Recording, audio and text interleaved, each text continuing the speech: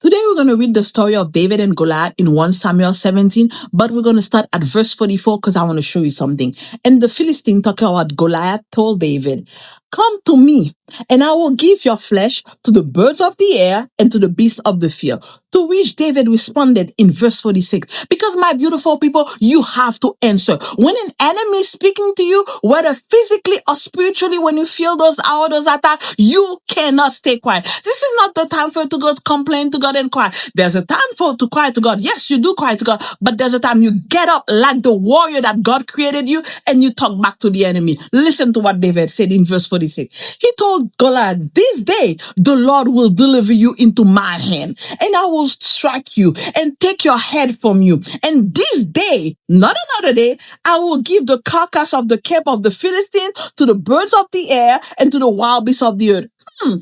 We read that before in verse 44. Goliath was the one who told David, "I'm going to feed your flesh to the birds of the air and to the wild beasts." David said, no, boo boo. Whatever you wanted to do to me, I'm going to do to you. I'm returning back to sender. So today, in this last week of the month of February, we're going to do a return back to sender prayer. Whatever my enemy wish on me, whatever your enemy wish on you, we're going to go to the court of heaven and we're going to return them back to me. Because you know what the Bible said? The Bible said a curse without a cause is voided. If I have offended you, why don't you tell me what I did and I ask for forgiveness? If I have hurt you, if my child has hurt you, if I had done, because the Bible said, that's your word today.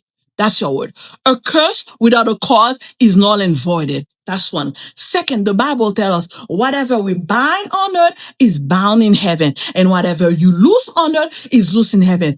Today, we're going to bind our enemy. We're going to bind, because let me tell you something.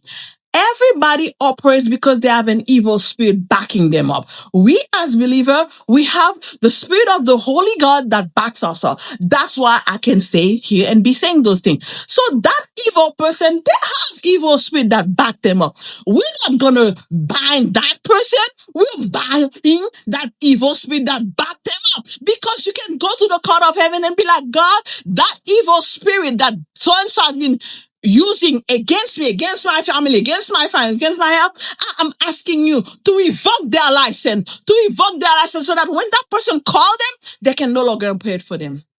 And we're going to ask God to lose everything that belongs to us. Haven't you suffering long enough?